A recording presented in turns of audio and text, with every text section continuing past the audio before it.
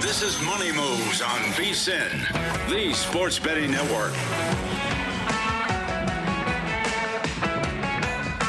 Second hour coming up in 15 minutes. Greg Hoops Peterson, host of the Coast to Coast Hoop podcast. He's going to join us, VSiN contributor.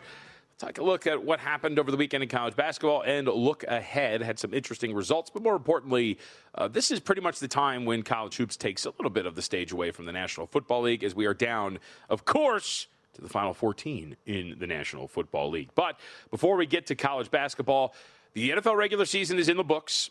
The awards now, all of the data points are set. They do not add. Voting starts now. What you do coming up matters not for what is going to transpire for the awards ballots that these voters are now going to submit. So let's get this out of the way.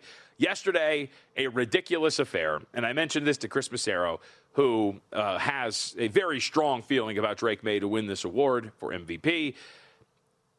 The awards markets, they don't know really what's going on here at this point. They don't know anything about as to where these voters are going and what's going to happen. And so yesterday is a prime example of how ridiculous these awards markets can be, both the prediction markets and, of course, the odds to win it.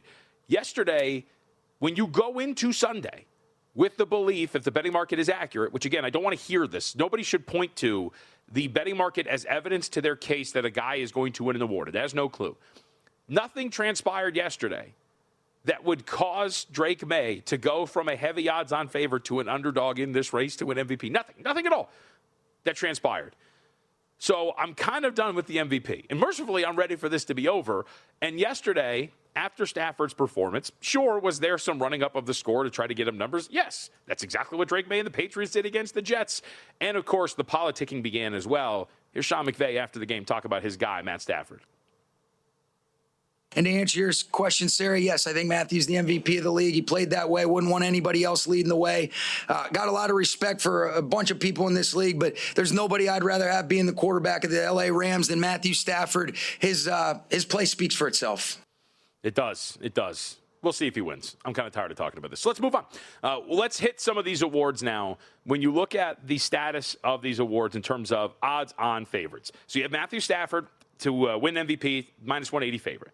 Tedero McMillan, Offensive Rookie of the Year, minus 1,000. These are about an hour old or so. Carson Schlesinger, minus 550 to win Defensive Rookie of the Year. All odds courtesy of DraftKings. Offensive Player of the Year, Jackson Smith-Njigba, minus 3,000.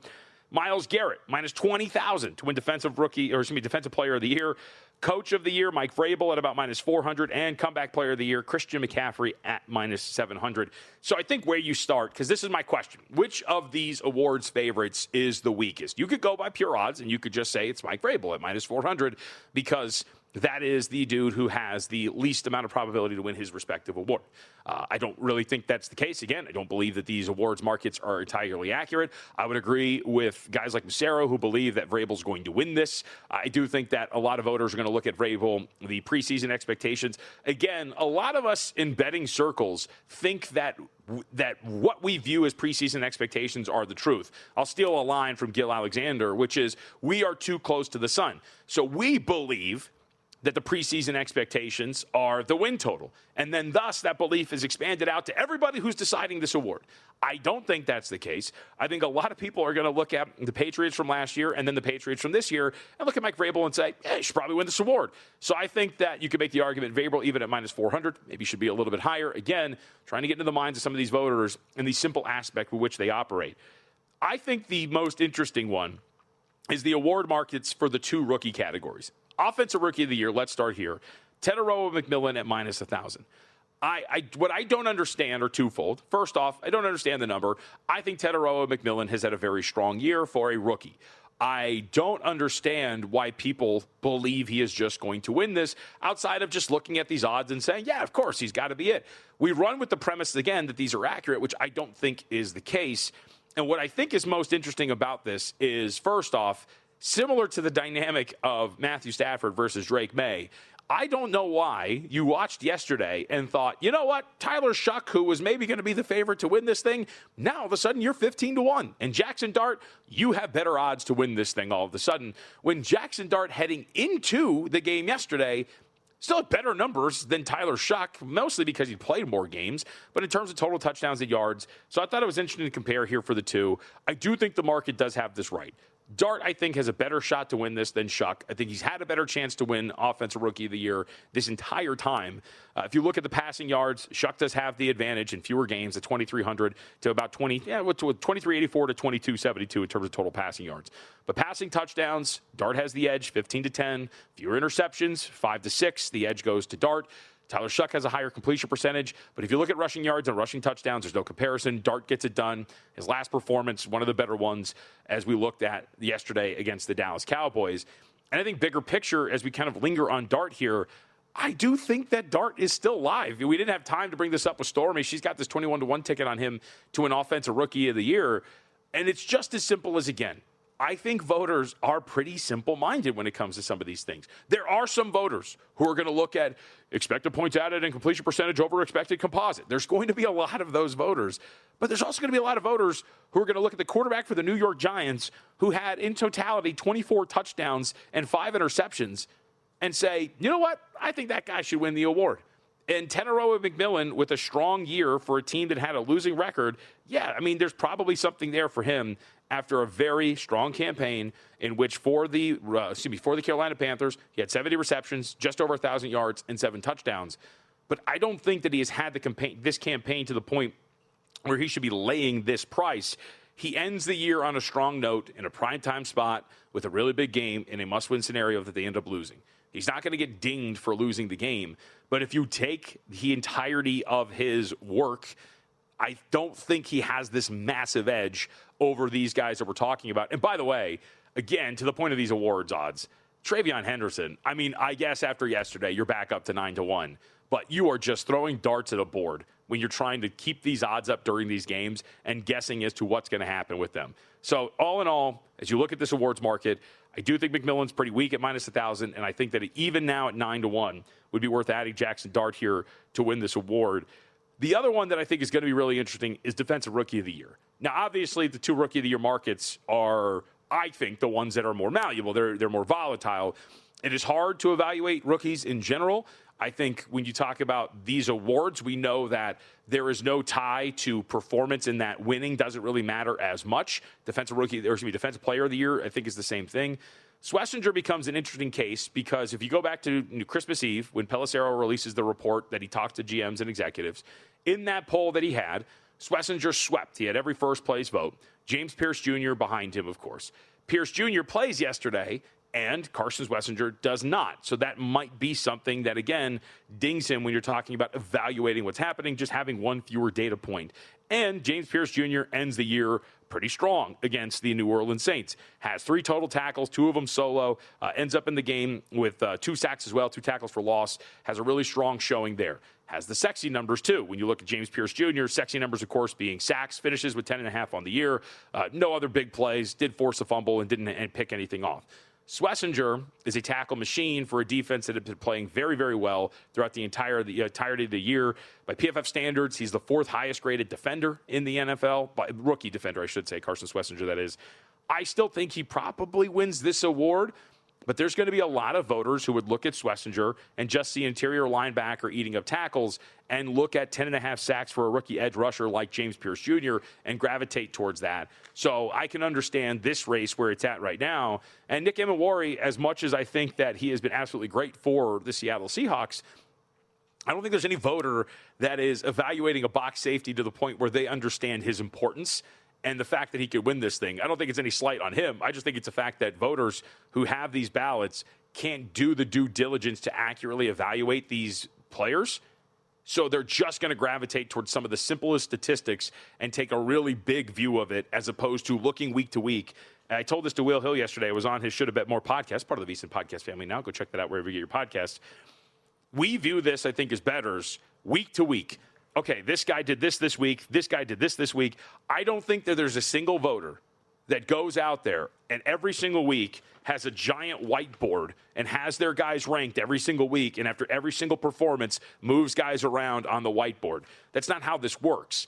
And so we view it that way because the odds get updated every single week. But I think a lot of voters, and some have been on the record as saying, they don't even look at this stuff until the season ends. So I do think there's a chance that with a 1,000-foot view, Carson Schlesinger is a little bit more fragile at minus 550, if you will, to win this award than what you would think. And if you're in a position like me, or I know some others at the network, you'll be taking a piece of James Pierce Jr., and I do think that's probably the two guys you're down to here. But it is at least somewhat heartening to know that the poll prior did have Schlesinger on the minds of a lot of people when it came to the decision-making for the votes. Outside of that, it's hard to really make a case against anybody else for some of these awards. Jackson Smith-Njigba at minus 3,000. Maybe you quibble with that price because it's going to be a little bit tighter. Puka Nacua has had a very strong year, but a glut of his performance, his numbers have come at the back end of the year. It's a season-long award. Does he get credit for a massive stretch to end the year? Or does Jackson Smith-Njigba get to run away with this thing because he's been more consistent over the course of a large sample size? Then you have the two guys there. And then Christian McCaffrey at minus 700 to win Comeback Player of the Year. He's also 75-1 to win Offensive Player of the Year. Comeback seems like one that's really hard to gauge. At least we're done with the Phillip Rivers nonsense that people were trying to make the case for. We know that Daniel Jones, obviously, is not going to win this either and knew he wasn't going to prior to it. But I will say, Trevor Lawrence and the way he pushed at the end of the year, we went over some of his numbers earlier. We can go over them again a little bit later before we get out of here. At 5-1, considering the way he played and the way that the Jaguars ended the season with that seed, again, a lot of these voters are going to be swinging in from just at the end of the season. They haven't been tracking this week to week. Lawrence might have a better shot at winning Comeback Player of the Year than I think we give him credit for. Remember, he only played 10 games a season ago. All right, let's take a reprieve from football. On the other side, Greg Peterson's going to be with us. We'll get his best bets for tonight, take a look at what happened this last weekend, see if we can take anything away, and maybe there's some futures to add as you, I, and everybody else are starting to finally focus on college hoops.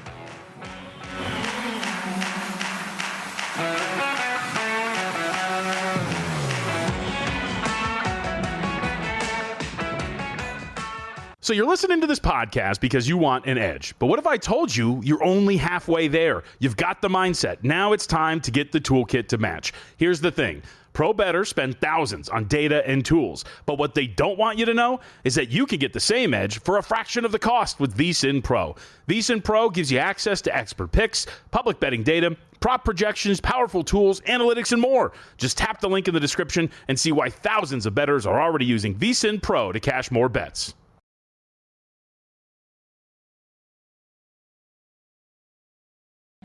You're watching Money Moves here on VSiN, the Sports Betting Network.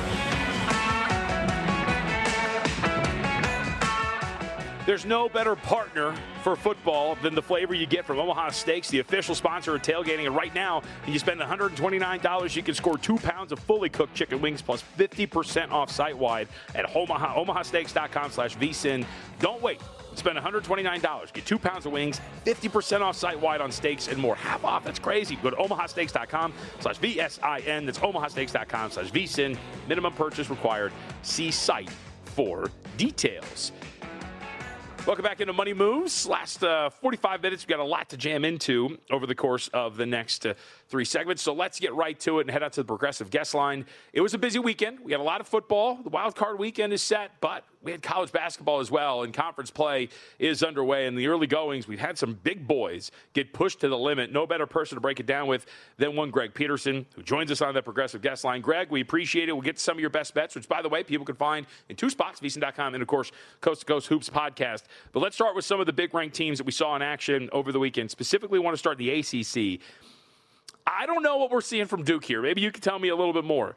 We watched them at home against Georgia Tech, getting a little bit of a scrap, end up pulling away 85-79. And then over the weekend on the road against Florida State, they barely get by the Seminoles 91-87. They've got a fascinating road trip coming up tomorrow against Louisville. Should we be worried about the Blue Devils in the big picture after watching them scrap around in the ACC? I would say a little bit, mainly because it feels like with Duke, the kryptonite of this team is turnovers. When they've had turnover issues, even go back to that game against Lipscomb. I recognize that they won that game against Lipscomb by 20-plus points, but they were trailing for about the first 12 or so minutes of that game because they were sloppy with the ball. And Cameron Boozer is amazing. He's right now the top player with regards to Wooden Award odds, but because they're running so much through Cam Boozer, they don't have as much of a true point guard. I think that they need Caleb Foster, Isaiah Evans, one of those guys to be able to step up, give a little bit more facilitation in the backcourt. And that's really what I've been seeing out of Duke because you've got so much size around the perimeter. This is still one of the top defenses in all of college basketball, and I feel like that's a little bit of a misnomer with Duke. When you think Duke, you think of just so many great offensive players, what have you. Ever since Jon Scheyer has gotten there, they're a little bit of a lower tempo team. They're a little bit more based around defense, but I think the big issue for this Duke team is going to be the turnovers. Now, the good news is for them, they're not going to have to face off against Mikael Brown of Louisville on Tuesday. Looks like he's already been ruled out, but this is a Louisville team that has some active hands, and that could put them on upset alert. All right, in the other game, or the other big team, I should say, somewhat uncharacteristic of watching Houston recently as well. What have we made of what the Cougars are doing here in terms of their own struggles, specifically most recently, just barely getting by, a team like Cincinnati. I think it was 67-60 over the weekend.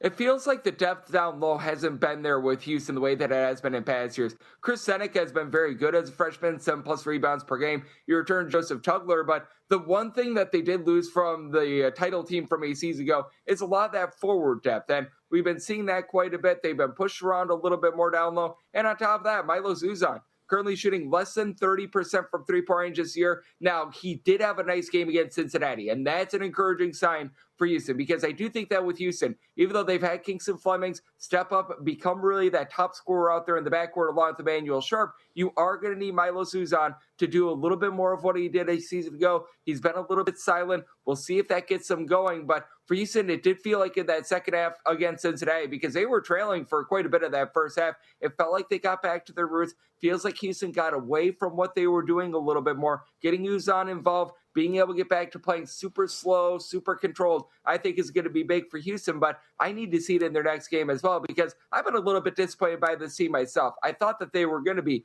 perhaps that biggest challenger to the likes of Iowa State, Arizona coming into Big 12 conference play, and that game against Cincinnati, even though they got the job done, a little bit discouraging. All right, let's take one more big picture view here, because I know you got an interesting name for the Wooden Award, because over the weekend we saw, again, A.J. Debonsa have a very good performance on the road against K-State. 24 points, grabbed 8 rebounds, 3 assists, hit about 53% of his shots. He is the nation's leading scorer and shooting 58% from the floor. He's behind Boozer, who is the odds-on favorite, as you mentioned. Are we looking at Debonsa, or is there somebody else maybe on this Wooden Award market that is worth grabbing at a longer price? A.J. Debonsa has been having himself a really nice year, but I do think that this Wooden Award could be coming down to which team wins the Big 12. And right now, for Iowa State, Joshua Jefferson has been doing it all. Like, this guy stands 6'7", 6'8". He gives you 5 assists, multiple steals, shoots 40% from 3. He's been the top scorer for Iowa State, and Iowa State was without their main guard in Taymon Lipsby for 3 or 4 games. He was the guy that was able to stabilize them. And I do think that it's going to be a little bit dependent upon them being able to win this conference. But as we know, Iowa State has not lost a game this year. Their biggest competition, when they went up against Purdue on the road, they won that game by 20-plus points. I think that Joshua Jefferson, I've been seeing him mostly right around about 30-1, even some 40-1s. I think that he's got a little bit of value. Does Debonsa right now have a little bit of a better chance than Jefferson as of right now on this day to win the award? Absolutely. But if you're looking at the value and the value itself, I really do think that it's on Jefferson, because I think that he could be the main guy for an Iowa State team. I think has a very good chance to win this Big 12. Joshua Jefferson, graduate of Liberty High School out here in Henderson. So good job. I like the pick. Greg Peterson with us at GUnit_81. Again, Coast to Coast Hoops, where you want to get. The podcast is, as we keep saying here this week, Greg, this is now time to really focus for a lot of people on college basketball. So we got a short slate today. Let's talk about some of the more interesting ones with some brand names. Let's start with Nebraska, Ohio State. Buckeyes right now, we saw a little bit of a line move. Some spots had Nebraska open as a 1-point favorite. It is the Buckeyes now laying 3 with a total of 156. Yep, and with this one, I'm going to be looking at the under, because both of these teams have been really good at guarding the perimeter. And Nebraska actually dares you to shoot it from 3-point range. If you look at Nebraska's home and road and neutral court games, they allow opponents to take 58% of their field goal attempts from 3-point range. So they're looking to push things to the outside. You've got an Ohio State team that's allowing teams to shoot less than 30% from 3-point range as well. I think that leads to an under. You don't have either team really playing at a super duper fast pace. Both of these teams are right around about 150th in the case of Ohio State in terms of possessions per game. Nebraska more around about 190th. And for Nebraska, they do a nice job not allowing a lot of second and third chances. Ohio State, not a team that grabs a lot of offensive rebounds themselves, but they don't allow you to grab a lot of offensive rebounds. So you're going to get a lot of one-and-done possessions, and Nebraska just keeps getting doubted at every single turn. Now, when they were a favorite, I couldn't get with them. If you're able to get like a 2.5, a 3, that does become my buy point on Nebraska. Wouldn't necessarily want the money line, but this Nebraska team still undefeated. Have an Ohio State team that's been a little bit shaky down low. So I'm willing to take 3+ here with Nebraska, but I really like that under with the way that both of these teams guard the perimeter. Now, there are some power conferences and power teams in action. We could talk about Oregon Rutgers. We can talk about USC, Michigan State. We'll get to those. But I think you might know where I'm going with this, Greg, because I'm a fan of tracking certain programs, especially once their coaches decide that radio is a little too much for them and maybe they should focus on the task at hand. And I am also somebody that admits, when presented with new information, that maybe he was wrong. Doug Gottlieb, I believe, is 2-1 as head coach since quitting the radio show. They get Milwaukee here today. They're 2.5-point dogs at home. Totals 144.5. It opened 149.5. Are the Phoenix live? Will they rise from the ashes now that their coach is focusing on what he should be, which is basketball? They have been playing much better recently. Last year, this thing was absolutely atrocious with them. I did set my line at 2.5, so I'm going to be waiting on a little bit of movement. I was seeing Milwaukee a little bit earlier as like a 1.5-point favorite. If we could get back to like a 2, I'd be willing to lay with Milwaukee. Big-time rivalry out there in the great state of Wisconsin, someplace that I'm from, so I know all about this. But I do look at this total going down to a 144.5. I do like the over. UW Green Bay forces no turnovers whatsoever. They are outside the top 355 in terms of turnovers per possession, and there's 365 Division I teams, so bottom 10 mark. They really don't give themselves a lot of second and third chances, and UW Milwaukee takes care of the ball. Fewer than 10 turnovers per game. They themselves not going to generate a lot of turnovers, and UW Milwaukee awful at guarding the three-point line, outside the top 325 in all of college basketball. Green Bay, slower team outside the top 300 in terms of total possessions per game, but I think you get good efficiency, and with this line being at 2.5, if it's close, you know what that means, late game fouling. So right now with Milwaukee, if I get them at a 2 or less, I'd be willing to lay it, but I really do like that 144.5 to the over. All right, let's get you out of here on this Big Ten matchup, USC, Michigan State. No shame, I think, in getting smashed by Michigan, and pretty much everybody's doing it nowadays. USC hits the road to take on Michigan State here. They're catching 10.5 with a total of 150.5. Can the Trojans bounce back, or will the Spartans get this done as a double-digit favorite? Anything of double figures was a buy point for me on USC. I saw an 11 overnight, and I took that personally. Right now, we're seeing more 10.5. I'd be willing to take a shot. Now, USC is dealing with a little bit of injury, and I think that that's going to cause them to slow down, especially against a Michigan State team that has been rock solid on defense. Michigan State, 29th in terms of points allowed on a per-possession basis. Top 5 team in terms of rebound percentage. Dealing with that Rodney Rice injury does hurt USC, but they've actually been strong down low, and the forte of USC getting to the free throw line, a top 10 team in terms of free throw attempts on a per possession basis. I think that that's going to be just enough for them to stay lively in a game that I think gets slowed down a little bit more by a Michigan State team that's shut down pretty much everyone not named Cornell. So I'm going to be in on that under, and 10+, that's my buy point on USC. You can find all the work for Greg, VSiN.com, Coast to Coast Hoops, Betting Pot, and more. Greg, appreciate it, sir. We'll talk again soon. Good luck tonight. Always great to be on you, JVT. Thank you. You got it at GUnit_81. When we come back, somebody who was here at the desk with me yesterday during Live Bet Sunday, Dustin Swedelson, host of Cash and Out, join us. Get his thoughts on the college football playoff semifinals and the NFL wildcard weekend as well.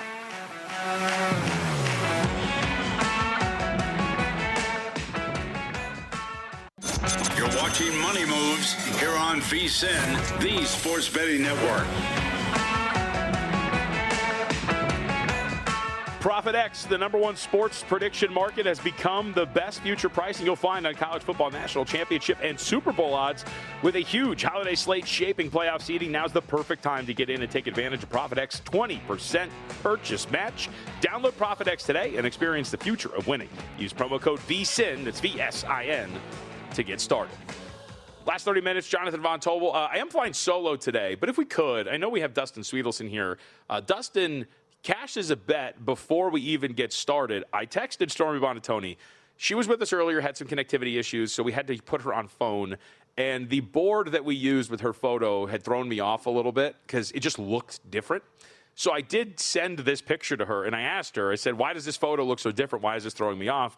And Dustin, you nailed it. She said that was a VGK photo shoot right after she got hired in 2019. He joins us here on the Progressive Guest Line. You can see the picture there, but congratulations. I don't know why it threw me off. It's not the person I sit next to almost every single day, and sure enough, it's a 6-7-year-old picture. The vibes of this picture of one Stormy Buonantony, it screams LinkedIn profile, but I don't want it to look like a headshot. I want it to look professional but casual, like I was caught in the moment. So I think it was all like purposeful, like they intended for it to be the use of it. But that was just the vibes I got. It was a work headshot that was meant to not look like an actual headshot, like you go to JCPenney and get done. She shamed me into changing my LinkedIn profile picture because it was just like me with a shaved head. And she's like, you don't look like that anymore. You look like a psychopath. You got to change the picture. And I was like, oh, okay, I guess. Yeah. I mean, did you just call everyone with a shaved head a psychopath? No, she did, actually. I think that we all look like great people when we shave our heads, so thank you very much. All right, Dustin Swedelson with us. He was with me on the desk yesterday. Quite a fun day. I was talking to some folks outside of the studio today, and one of them made the comment, I wanted to ask Jeff Benson to take Packers-Vikings off the screen out in the book. And I said, what are you talking about? That was the only game I was watching yesterday. So very much looking forward to some real playoff football. Let's start in the NFL, though, Dustin, because we have our lines set as we look ahead. Let's start with, I know you have a couple, but let's go wherever you want to go. When you looked at the wild card board, what was the first thing that stuck out to you? I mean, I hate to be a Drake May hater here and continue this theme, but there was two lines that said the books are baiting you to take the 3.5. It was San Francisco and the 3.5 at Philly, which I couldn't quite get there on, at least yet. And then the Chargers plus 3.5. And I've said all along, I was going to back the Chargers if they went to Foxborough. I just think defense travels, and that defense is playing at a high level. 9th in scoring, 20 points per game, 5th against the pass, 8th against the run. Defense will show up, and it'll actually be a team above 500 that Drake May is going to have to face with a lot on the line here. Harbaugh's really good in the underdog role, too. He thrives in this, and what he's doing with Justin Herbert this season for the most part is they're limiting possessions. They are making it low-scoring games and looking for Herbert in the fourth quarter to make a couple of big throws to win you the game. They don't want it to be an up-and-down track meet. If they can condense this game with their defense, I think the Chargers are live not just to cover. I think they could win this game. Harbaugh 6-3 covering the number as a dog with the Chargers, 15-9 in his career, 4-2 against the spread as a road dog with the Chargers. Mike Vrabel 2-3 against the spread in the playoffs in his career. Give me Harbaugh. Give me the Chargers. I think they have a chance to advance. All right, let's talk about the Los Angeles Rams, not from the MVP standpoint. I'm with you. I'm done. Our data points are set. It's all to the voters now. There's no need to debate anymore. There's no need for disingenuous arguments and weird conversations about 1-yard touchdown passes. We're good. So now they get to go on the road again, take on the Carolina Panthers. I mean, I'll resist. I'm trying hard to resist a sarcastic. Common opponents, though, JVT. How'd they do against the common opponents, not the other elite teams that were faced by one of the candidates, not the other? This is not a pro-Stafford. This is not a pro-Stafford statement I'm about to make. But, folks, it's not easy to throw touchdowns in the red zone. I just want to send that out there, okay? I just want to put that out there. Anyway. They're back in Carolina, one of the sites of their most embarrassing performances. Atlanta also one of those. What do you make of what they have here? Do we go side? Do we go total? Do we go somewhere else for the Rams? All right, I'm going to go team total, but I did consider Carolina in the points. I know Money Moves is a big Panthers show. I know you guys have been on the Panthers a lot. This is the recipe where you do think about the Panthers. 9-5 against the spread at home, 5-2 covering the number as home dogs. They score, 4 more points, almost 5 more points per game at home versus the road. The problem is what you have with the Rams coming to town is that you're not sneaking up on them this time. They know exactly what you want to do to knock them off. So it's going to be difficult. And I'm concerned about this Rams defense. I think this Rams defense has some leaks the last couple weeks. I don't know if you watched that game with Arizona yesterday, but Jacoby Brissett was throwing some hospital ball bombs that were getting completed downfield to Michael Wilson. Rams defense allowing 29.75 points per game the last 4 weeks, 6th worst scoring defense the last 3 weeks. Listen to who they're behind. Dallas, Arizona, Miami, the Jets, and Indy. So the only teams worse than them defensively in terms of scoring the last 3 weeks are some of the worst in football. I think that could lead to some extra possessions for the Rams offense, similar to the Cardinals yesterday, where they're going to have to keep punching. And this Rams offense, Sean McVay alluded to this after the Seattle game, they've got to get in sync. They've got to stay in a rhythm, and I think you don't call off the dogs if you're up by a lot. That's why I like Rams team total over 28.5. McVay on the full game, 4-2 to the over when he plays on Saturdays. Take that for what it's worth. But that was the only supporting trend I had for my argument here. I just think the Rams offense needs to stay crisp, and they put about 30-31 on the Carolina Panthers. Something about those Saturdays. Very strong for Sean McVay. Dustin Swedelson with us. Follow him up on X at Dustin Swedelson, cashing out host as well. All right, let's talk about Chicago and Green Bay. Really interesting game. Bears kind of go limping into the postseason. So, too, you could argue the Green Bay Packers, especially because of a lot of the injuries here. Green Bay, this is floating around like a money line price of a pick, depending on where you look in the juiced side in terms of the total or in terms of the spread as well. So what do we do with a game like this between two teams that aren't in the best form heading into the wild card? I think you got to look to the over. You got to look to the over, especially with Chicago, this game being played at Soldier Field. They'll be able to dictate the pace, the style of this fight. And the Packers are missing two of their best defensive players. No Devontae Wyatt on the D-line, no Micah Parsons. Last 4 weeks for them, which includes against Minnesota yesterday, where they allowed 16 points. They're allowing 26.25 points per game, okay? This defense has taken major steps back. The Chicago defense is not good either. Last 3 games, they're allowing 25.7. Ben Johnson always seems to have crazy stuff in his back pocket when he needs it. Feels like in this scenario in the postseason, he's going to be deep in his bag, wanting to pick up a win for the Chicago Bears in the postseason. And then the trends on Matt LaFleur, I found a lot that lead me to the over. I like over 46 in Packers Bears. 34-26 to the over. Matt LaFleur is on the road. 21-13 to the over when the total's between 42.5 and 49. He's 10-6 to the over in January. I think we're going to see a lot of points because I don't think this Bears defense is going to limit Green Bay's offense very much, especially if they get the ground game going. And then on the other side, the Bears just have a variety of ways that they can attack this Green Bay defense without Micah Parsons and Wyatt there to clog the middle. All right, I asked this question to our audience, and I'll ask this to you. Is the Texans defense versus the Steelers offense the biggest mismatch in terms of two units this weekend? Ooh. Yeah, it's the biggest mismatch, right? And then the biggest strength on strength is probably the Niners and the Eagles, right? To go opposite you there. It's probably one of those, yeah.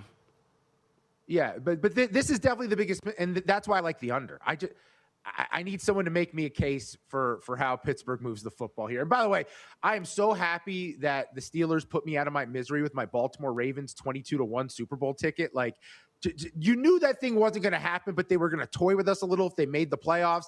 I didn't want to believe. That team stinks. Pittsburgh stinks too. Let's be fair. They're probably the worst 10-win team I've seen in a while. But credit to Mike Tomlin. He finds a way. He does it again. He's not on the hot seat. They can't remove him. But because what you alluded to with this mismatch, I think this Texas defense just smothers Pittsburgh. They're not going to be able to run the ball. The Texans are 4th versus the run. They're not going to be able to pass the ball. They're 6th versus the pass, 3rd in opponent completion percentage allowed. The Texans defense, number 1 in defensive EPA per play, 2nd in scoring defense. I don't see how Pittsburgh is scoring touchdowns, multiple. They might get one, maybe on that opening scripted drive, but I don't see multiple. I see a lot of field goals here. DeMeco Ryans, 17-6 to the under in his career, 16-10 to the under on the road, 22-13 to the under on grass. Tomlin, 65-50 to the under when he's a dog, 22-13 when he's a home dog. Yeah, give me the under 39.5 all day long. All right, we like it. Last minute, I know you've got a future position, but just in terms of side or total in the semifinals for the college football playoff, is there a side, if you remove yourself from the equation, you like? Indiana -4. I got to stop doubting them, man. I had their win total. I bet no other futures on them this year. I did not think I thought they'd be really good. I thought they'd make the playoff. I did not think. They're not going to shoot themselves in the foot, and I am terrified. As someone who picked Oregon in the VSiN College Football Playoff Betting Guide, I am very concerned about Dan Lanning, the going forward on 4th down. At some point, does that bite him in the rear against an Indiana team that's older, that's veteran? They got like 25-year-old, 26-year-old grown men there. They're going to capitalize on this moment. I would lay that 3.5 right now with Indiana. All right, Dustin, we appreciate a couple minutes. Thank you very much. Cashing out. You on tonight, or are you going back later this week? I am on tonight, 11 p.m., 2 a.m. Eastern. So hang out with me tonight on VSiN. There you go, at Dustin Swedelson. Appreciate it, buddy. All right, let's take our break. We come back. We'll wrap up here on a great edition, I would say, of Money Moves on a Monday. We'll have best bets for the Wild Card Weekend recap and take a look. Yes, it's already time at the top of the NFL Draft.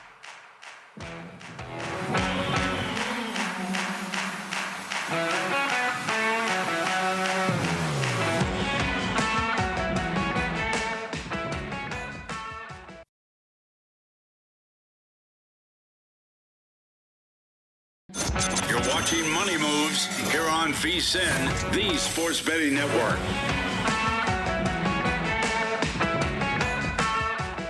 I would argue this is probably, I think we say this a lot, it's kind of the best time of year. I mean, we have everything going on, so we're into the NFL postseason, college football deep into their own postseason right now. We are in the semifinals. Those are coming up. We obviously have basketball, both college and professional, going on, hockey, and the NFL draft season, I think, begins in earnest now. We have the top of the draft set, first 18 selections. We know now that the top pick in the NFL draft will go to, drumroll please, we know, the Las Vegas Raiders will select first in the NFL draft. I love how every article you read about draft order now is the Raiders are on the clock, and yet they'll get additional time when we start the draft. You see the odds here for the first overall pick. 2026 NFL Draft, Fernando Mendoza is a $5 favorite to be the first selection out of Indiana. Dante Moore at plus 425. Ruben Bain, the edge rusher out of Miami, at 22-1. And then quarterback Trinidad Chambliss checks in at 25-1. I don't know who he is. Which one is he, Wyatt? Are you talking about Trinidad Chambliss? Okay. I've just spoken to on the air. I addressed it out loud. Our producer, Wyatt, who's done a wonderful job, by the way. I didn't mean to snap at you there. 40-1 for Trinidad Chambliss. There's a reason why, by the way. We got news today that came down almost as we were putting this together, which was the fact that Chambliss, it does seem, has an agreement in place with Ole Miss that he would return to the Rebels in 2026 if the NCAA approves his pending waiver for a sixth season of eligibility. This did seem pretty strong even before this news came down for Chambliss. Much like the awards, I think at this point right now for the NFL draft, it is information-based. But I think you do kind of react to these odds to every single big performance that kind of transpires. So at this point, it is pretty safe to say that the first overall pick will come down to Fernando Mendoza or Dante Moore. You see the updated odds there. Thanks, crew, for putting that together really quickly. The first pick is going to come down to the two quarterbacks, Fernando Mendoza or Dante Moore. I do think, and we see this all the time in NFL draft, as we lead up closer, there's going to be a ton of information. There's going to be a ton of conflicting reports. There's going to be a ton of smoke. And I would assume that if you like Fernando Mendoza to go with the first overall selection, there's going to be a point where these odds dip a little bit more, so you don't have to lay $5 for him to be the first overall pick. I mean, the Raiders just found out yesterday that they have the selection, and we don't know who they want because their general manager, John Spytek, doesn't have a head coach, and he doesn't have an offensive coordinator at this point right now. So we don't know exactly what the Raiders are looking for or how that group will evaluate these quarterbacks as they get closer to the draft coming up in, what are we talking about, 5 months from now. But regardless, actually less than 5 months. Time flies. The question, I think, becomes, do you look anywhere else? I think that when you look at Dante Moore and the way that he can play, if you look at some of the metrics with him and the ability to throw the ball downfield, coupled with the ability to take care of the football, that's going to be something that I think that NFL rooms are going to want, NFL executives are going to want, and I think he's probably going to find his way up the odds in terms of plus 425 maybe being the price that might be the highest. I also think we'll see the odds react to when these two play each other. That's going to be the other part about this when you look at who's going to go with the first overall selection. A few of the mock drafts that are out there right now, no question, it is Fernando Mendoza with these selections overall, and I do think it's interesting because you're already starting to see some of these. How about this from Todd McShay?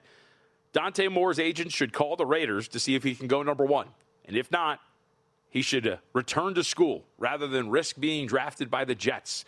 Quote, I promise you, no single player in this draft wants to be a New York Jet. End quote. That is from Todd McShay.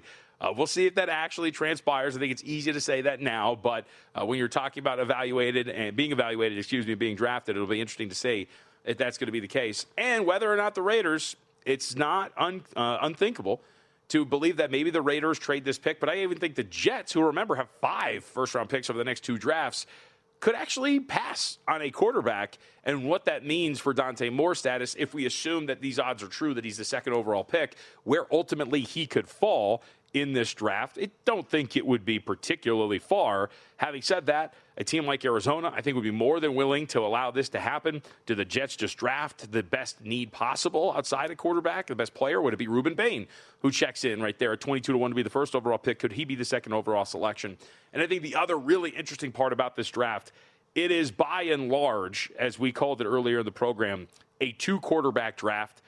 We know that those 2 quarterbacks are there. By some accounts, the next quarterback on the board, Ty Simpson, I'm going to be fascinated to see what the number is going to be set at for total quarterbacks in the first round and what you do as a shop how you handle that, because right now it seems solidly capped at 2 quarterbacks, just given the way that we're looking at this and reading the tea leaves. And for those who don't know, that's been one of my big things. Really love betting the under on total quarterbacks in the first round. In the 8 years that we have had this now in the mainstream, you are 6-2 to the under. Last year, of course, went over, but I have been a ardent truther of betting under every single year. So we'll see if that comes to fruition again this year, which is what the number is at this point, because it's going to be pretty hard to set that number considering how weak this quarterback class is. By some accounts, according to Mel Kiper, for example, his positional big board, the 4th quarterback is John Mateer. And I don't think we're getting that deep in this quarterback class for the first round here. So we'll have more NFL draft coverage, but with this draft order now being set, it's at least worth kind of setting the table for what's going to be a very busy draft season as we are getting through the postseason and inching closer and closer to what this is going to be. All right, with that, let's get to best bets and recap over the weekend what happened and then look ahead to this wild card potentially. First off, what happened on Friday night was losses across the board. How about this? The Denver Nuggets, of course, they, again, without their starters, go out there and they push the Cavs to the brink on Friday night. And then yesterday, you get Aaron Gordon back, you get Christian Brown back. Yeah, you can't handle the Brooklyn Nets. The Friday night plays there, the recap, you have the Nuggets get it done as 12.5-point dogs against the Cavs, laid it there, and then the Grizzlies +4 can't stay inside of the number against the Lakers. Eagles -4 against the Washington Commanders, also not there either. For this week, we'll add one thing, and then one that's been pending for a while now. Indiana -4, added that last week as we look ahead to the college football semifinal, and the addition threw in that Packers-Jags teaser, Packers +7.5, Jags +7.5.